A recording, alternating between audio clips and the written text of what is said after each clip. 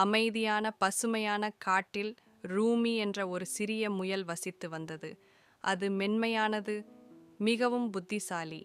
ஓர் இரவு வீடு திரும்பும்போது ரூமி ஒரு பழைய குகையில் இருந்து ஒரு விசித்திரமான உருமல் சத்தத்தை கேட்டது. கிரு. அவளுடைய காதுகள் நேராக மேலே உயர்ந்தன.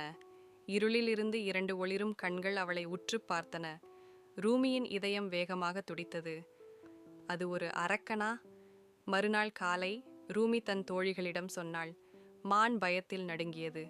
குரங்கு தன் கண்களை மூடியது. சிறிய அணில் நடுங்கியது. ஆனால் ரூமி தைரியசாலி.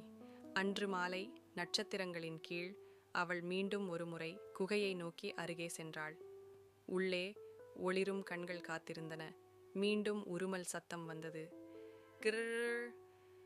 ரூமி ஆழ்ந்த மூச்சை எடுத்து, நான் சிங்கராஜாவின் தூதர், அவனுடைய படை நாளை வருகிறது என மிரட்டியது. ஒரு தந்திரமான நரி வெளியே வந்தது. அவன் விலங்குகளை பயமுறுத்த ஒரு அரக்கனைப் போல நடித்து கொண்டிருந்தான். ஆனால் திடீரென்று அவனுக்கு பின்னால் இன்னொரு நிழல் தோன்றியது. மிகப்பெரியது, மிகவும் கருப்பானது. அது ஒரு பெரிய கரடி குகையிலிருந்து வெளியே வந்தது.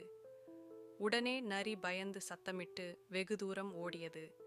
கரடி ரூமியை பார்த்து கருணையுடன் பார்த்தது.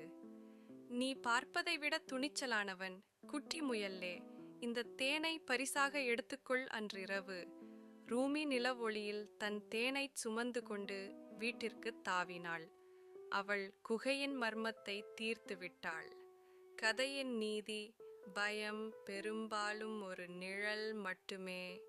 தைரியம் மற்றும் புத்திசாலித்தனத்துடன் நீங்கள் உண்மையை கண்டுபிடிக்க முடியும். வணக்கம் நண்பர்களே, இதுதான் உங்கள் சுட்டி பசங்க யூடியூப் சேனல். இங்கே உங்களுக்கு கிடைக்கும் சுவாரஸ்யமான கதைகள், இனிமையான பாடல்கள், மரியாதை செல்லும் நல்லொழுக்க கதைகள் மற்றும் சின்ன சின்ன மழலை குட்டிகளுக்கான ரைம்ஸ்கள். சுட்டி பசங்க, குழந்தைகளுக்கான மகிழ்ச்சியின் உலகம்.